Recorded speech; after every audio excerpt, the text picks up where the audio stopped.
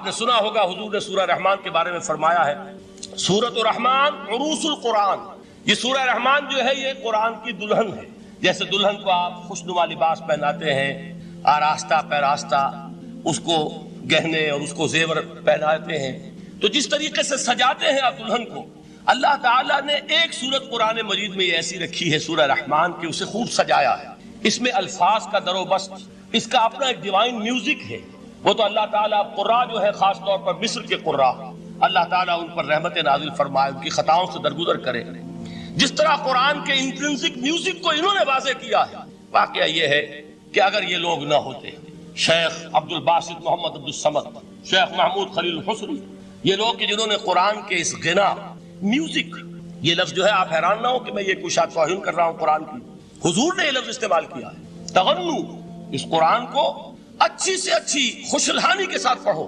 من لم یتغن بالقرآن فلیس منا، جو قرآن کو بہتر سے بہتر انداز میں، اچھی سے اچھی آواز میں، خوشلہانی کے ساتھ پڑھنے کی کوشش نہیں کرتا وہ ہم میں سے نہیں.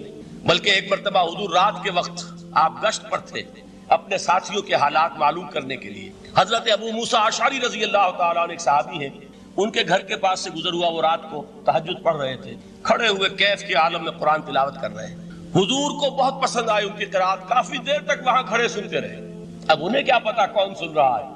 بالکل اسی طرح سمجھ لیجئے ایک بات یاد آئی ہے، حضور فرماتے ہیں کہ جس طرح کان لگا کر اللہ قرآن کو سنتا ہے کسی چیز کو نہیں سنتا. ہمیں نظر نہیں آتا نا، ہمیں معلوم نہیں ہے، ہم قرآن پڑھ رہے ہیں تو سننے والا کون ہے؟ سب سے زیادہ کان لگا کر خود اللہ. یہاں اس لیے مجھے یاد آیا کہ ابو موسیٰ اشعری کو کیا پتا تھا کہ کون سن رہا ہے.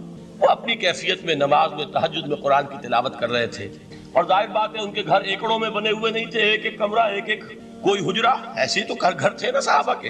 لہذا حضور پاس سے گزرے، آواز آئی، کافی دیر سنتے رہے.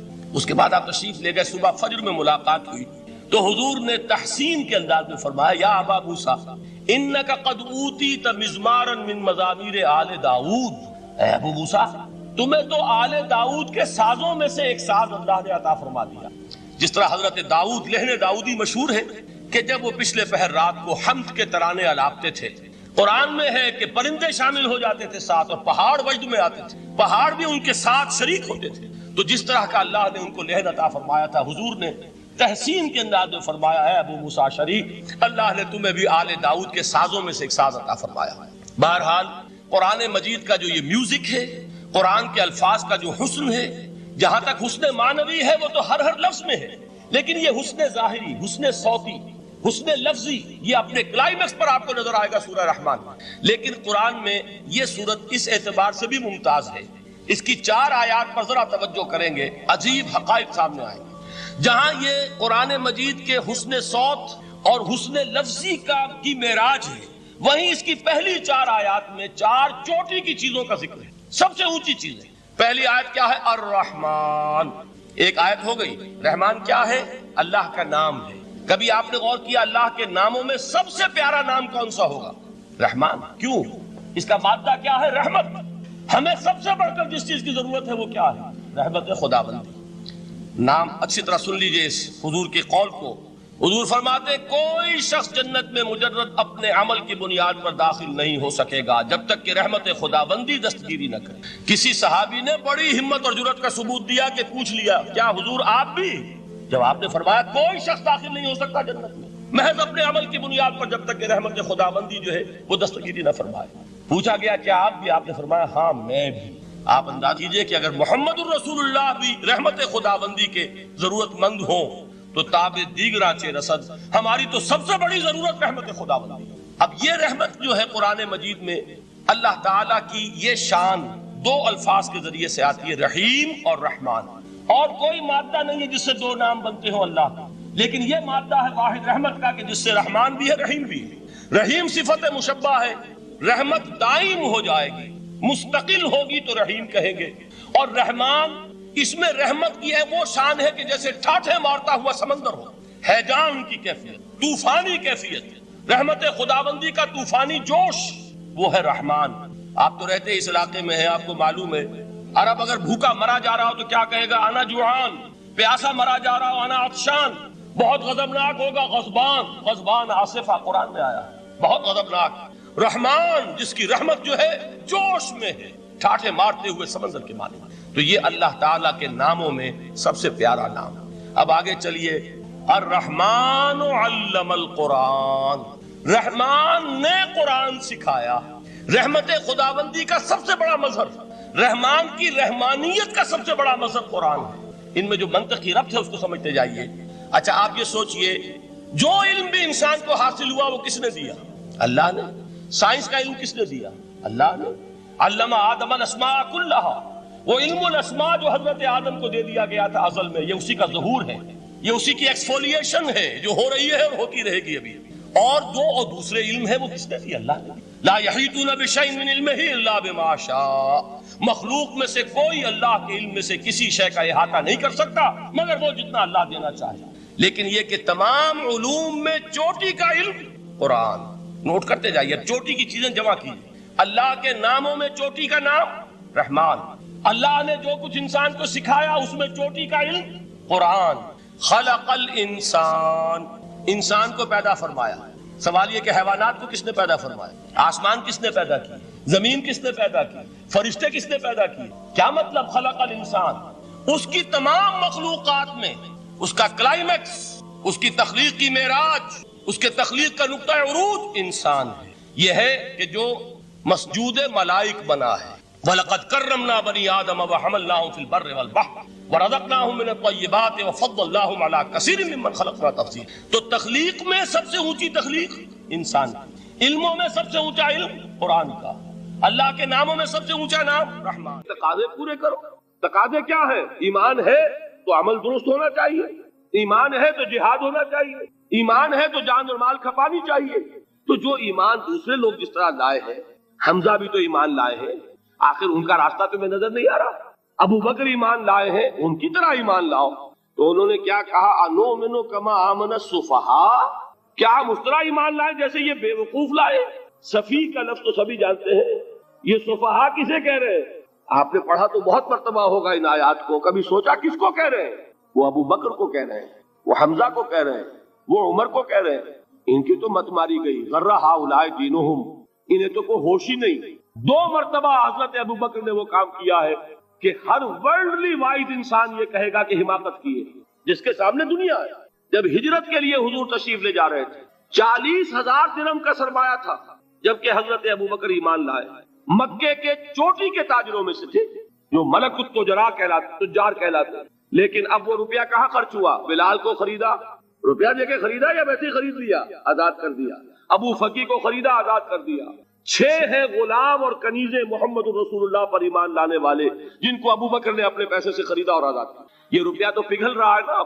جو تھوڑی بہت پونجی رہ گئی ہے، تو جب حضرت حضور ہجرت کے لیے تشریف لے جا رہے، وہ ساری پونجی اپنے ساتھ لے گئے، گھر والوں کو چھوڑ کر گئے. بوڑھا باپ اندھا ابو قحافہ، بعد میں وہ بھی ایمان لے آئے.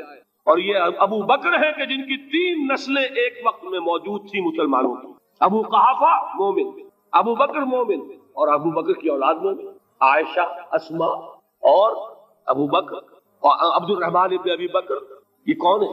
تو 3 نسلیں جس کی بیک وقت رہی ہیں ایمان میں، وہ شاذ لوگ ہیں، ان میں ابو بکر. لیکن یہ کہ اس وقت تک ابو قحافہ ایمان نہیں لائے تھے، والد نابینا تھے. تو والد ہے، بیٹیاں ہیں، حضرت عائشہ، حضرت اسما، حضرت رضی اللہ تعالیٰ عنہما، بیوی ہے. کچھ نہیں چھوڑ کے گئے، ایک پیسہ. جب باپ کو معلوم ہوا بیٹا چلا گیا محمد کے ساتھ صلی اللہ علیہ وسلم، سخت غصے میں ہے، پیچ و تاب میں ہے. اب ہمارا کون والی وارث ہوگا؟ کون ہے ہماری خبر گیری کرنے والا؟ بیٹیوں سے پوتیوں سے اپنے پوچھتے کچھ چھوڑ کے بھی گیا کہ نہیں؟ ان کا ہاں ابا جان. کیا کیا انہوں نے؟ کبھی پڑھے ہیں واقعات؟ کچھ کنکر روڑے لیے، ایک کپڑے میں پوٹلی بنائی اور اندھے دادا کا ہاتھ اوپر پھروایا. دیکھیے دادا جان، یہ چھوڑ گئے ہیں، یہ مال ہے، یہ سونے اور چاندی کے سکے ہیں، ابا جان ہمیں ایسے نہیں چھوڑ کر گئے. واقعہ کیا ہے کہ ایک پیسہ نہیں چھوڑا ابو بکر نے گھر والوں کے لیے، سب کچھ لے گئے کہ کیا پتا محمد کے ساتھ جا رہا ہوں، کس وقت کیا ضرورت پیش آ جائے صلی اللہ علیہ وسلم. تو یہ کوئی عقل مندی کی بات ہے؟ اپنے غریبانوں میں جھانکی آپ یہ عقل مندی کریں گے؟ کہیں چاہے نہ، یہ بات دوسری ہے. لیکن یہ کہ اس کو کون ہم میں سے عقل مندی کہے گا؟ اسی طریقے سے جب غزوہ تبوک کا وقت آیا، وہ واقعہ تو بہت مشہور ہے.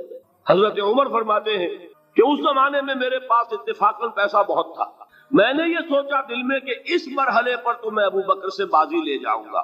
مسابقت ان میں بھی تھی لیکن نیکی کی مسابقت, خیر کی مسابقت, انفاق فی سبیل اللہ کی مسابقت. تو میں نے سوچا کہ میں بازی لے جاؤں گا. میں نے کیا کیا, کل دولت جو تھی اس کے 2 حصے کیے, ایک حصہ گھر رکھا اور ایک لا کے حضور کی خدمت میں پیش کر دیا. حضور نے پوچھا کہ عمر گھر والوں کے لیے کچھ چھوڑا, کہ جی ہاں نصف کیا میں نے, نصف اللہ کی راہ میں حاضر ہے, نصف چھوڑا ہے. ٹھیک ہے.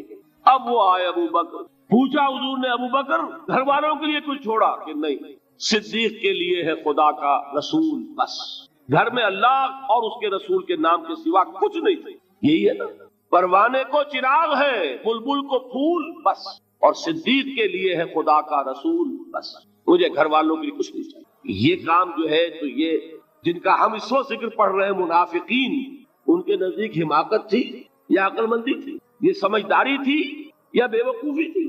وہ ہے جو بات کہہ رہے ہیں کہ جب ان سے کہا جاتا ہے ایمان لاؤ بھلے لوگوں کی طرح جیسے دوسرے لوگ ایمان لائے ہیں, تو کیا کہتے ہیں, انؤمن کما آمن السفہاء الا انہم هم السفہاء ولکن لا يعلمون. آگاہ ہو جاؤ, اصل احمق یہ ہے, اصل بے وقوف یہ ہے, انہیں نہیں پتا کہ حقیقت کیا ہے, نفع کیا ہے, نقصان کیا ہے. وہ جو بات میں نے سورۃ العصر میں بیان کی تھی, والعصر ان الانسان لفی خسر الا الذین آمنوا وعملوا الصالحات وتواصوا بالحق وتواصوا بالصبر. جس کے ذہن اور قلب پر یہ صورت کندہ ہو جائے گی, اس کے نزدیک عقل مندی یہ ہے کہ سب کچھ اللہ کی راہ میں لگا دو. جس کے دل میں یہ بات بیٹھی نہیں, اس کے لیے عقل مندی یہ ہے کہ بچا بچا کر رکھو, چھپا چھپا کر رکھو, سنبھال سنبھال کر رکھو. عقل مندی کا اس میں تقاضا کچھ اور, اس میں تقاضا کچھ اور. لیکن یہاں بھی فرمایا ولکن لا یعلمون, انہیں ابھی علم نہیں ہے اس کا. اس سے پہلی آیت میں بھی فرمایا ولکن لا یشعرون, انہیں شعور نہیں ہے. دیکھیے میں آپ کو بتا رہا تھا, یہ وہ غیر شعوری نفاق ہے, یہ بڑھتا چلا جا رہا ہے. پہلے جھوٹا بہانہ تھا, پھر جھوٹی قسمیں ہوئی, پھر دشمنی ہو گئی صادق الایمان, جو جان اور مال لگا رہے ہیں, نچھاور کر رہے ہیں پروانہ وار, اللہ پر, اللہ کے دین کے اوپر نثار کر رہے ہیں اپنے آپ کو, ان سے عداوت, ان سے دشمنی, ان کا بغض, یہ 3rd سٹیج تک پہنچ گئے. اب بھی وہ اپنے آپ کو منافق نہیں سمجھتے, وہ سمجھتے عقل مند تو ہمیں, یہ تو بے وقوف ہے. ہم ہیں اصل میں بھائی, سمجھ کے چلنا چاہیے, تیل دیکھنی چاہیے, تیل کی دھار دیکھنی چاہیے, دائیں بائیں دیکھنا چاہیے, حفاظت کا بھی خیال ہونا چاہیے. یہ ساری چیزیں تو عقل مندی ہے نا دنیا کے اعتبار سے. تو وہ تو انہیں بے وقوف سمجھ رہے ہیں, اپنے آپ کو منافق کہاں سمجھیں گے؟ چاہیے ٹھیک ہے بھائی, دین بھی چاہیے لیکن دنیا کی فکر بھی چاہیے کہ نہیں؟ یہ آپ کہتے ہیں کہ نہیں کہتے ہیں؟ یہ تو بات آپ نے بہت دفعہ سنی بھائی, ٹھیک ہے دین بھی ہونا چاہیے لیکن دنیا بھی تو ہونی چاہیے کہ نہیں. یہ ہے سمجھ دنیا کی, یہ ہمارے معیارات ہیں. یہی وجہ ہے کہ دین ذلیل سے ذلیل تر ہو رہا ہے.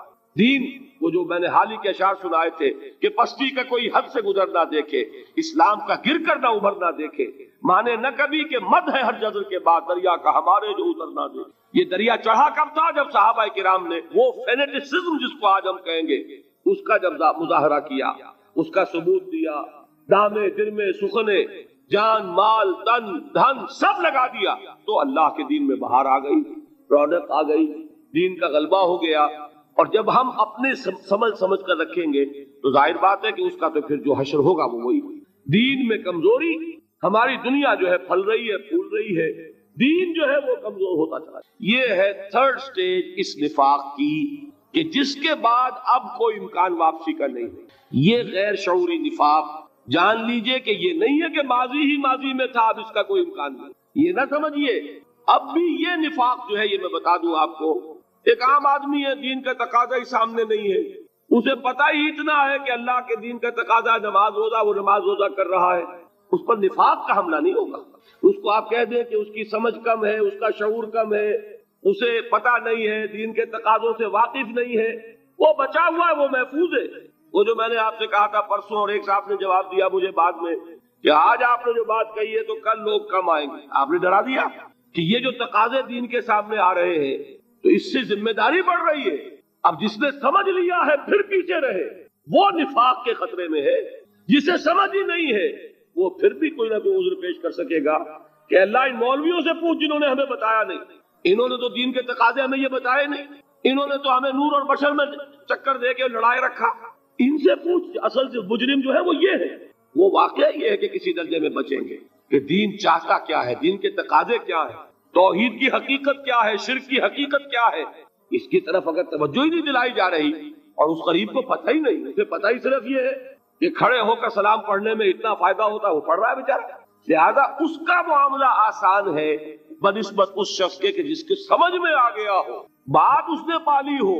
دین یہ چاہتا ہے، دین اپنا غلبہ چاہتا ہے۔ علامہ اقبال نے غالب پر ایک جو نظم لکھی ہے باغ درا میں ہے، اس کا ایک شعر بڑا پیارا ہے، گیسوئے اردو ابھی منت پذیر شانہ ہے، شمع یہ سودائی یہ دل سوزی یہ پروانہ ہے۔ یہ دین جو ہے یہ تو چاہتا ہے کہ اہل ایمان پروانہ وار اس شمع پر نثار ہو، جانے لگا دے، گردنیں کٹوا دے۔ وَلَا تَقُولُوا لِمَنْ يُقْتَلُ فِي سَبِيلِ اللَّهِ أَمْوَاتٌ بَلْ أَحْيَاءٌ وَلَكِنْ لَا تَشْعُرُونَ۔ اور اگر اس سے پیچھے ہٹیں گے، قدم پیچھے ہٹا نہیں کہ نفاق کی زد میں آئے نہیں، وہ نفاق کی پہلی stage, second stage, third stage, وہاں پہنچ گئے، واپسی نہیں۔ اس کے لیے ایک اور دو آیات میں چاہتا ہوں کہ اس سے اس حقیقت کو اور سمجھ لیں اچھی طرح، تاکہ کوئی اشکال نہ رہ جائے۔ ایک آیت تو میں نے شروع میں پڑھی تھی، ایک نہیں ہے، یعنی ایک جگہ سے سورہ عنکبوت، اور ایک آیت ہے سورہ حج کی، وہ میں نے شروع میں تلاوت نہیں کی۔ سورہ حج کی آیت دیکھیے، اس قدر پیاری آیت ہے، دوسرے رکوع کے اندر آپ کو آیت ملے گی، سورہ حج 17ویں پارے میں ہے، نصف کے بعد شروع ہوتی ہے، اور اس کے دوسرے رکوع وَمِنَ النَّاسِ، اور لوگوں میں سے کچھ ایسے بھی ہیں، مَن يَعْبُدُ اللَّهَ عَلَى حَرْفٍ، جو اللہ کی بندگی کرنا چاہتے ہیں کنارے پر کھڑے ہو کر۔ ایک ہے منجدھار میں کودنے والے کہ ہر جباد آباد ماں کشتی دراب انداختے، جیسے کہ طارق نے کیا تھا، ادھر ساحل اندلس پر قدم رکھا، ادھر کشتیوں میں آگ لگا دی، کہ کسی کے دل میں خیال ہی نہ آئے کہ واپسی بھی ہے، کوئی کسی کے ذہن میں سوال ہی پیدا نہ ہو کہ اب گھر واپس جانا ہے۔ طارق چمر کنارہ اندلس سفینہ سو، گفتند کارے تو رہے عقل و خرد خطاس۔ دیکھیے وہی عقل اور بے وقوفی والی بات آ گئی، لوگوں نے کیا یہ طارق کیا کیا، عقل مندی کی روح سے تو یہ غلطی کی تم نے۔ عقل تو یہ سکھاتی ہے کہ ذرا سنبھل کر چلو، جذبہ یہ کہتا ہے کہ نہیں، واپسی کا کوئی سوال نہیں۔ اس نے اقبال نے یہی نقشہ کھینچا ہے کہ بے خطر کود پڑا آتش نمرود میں عشق، عقل ہے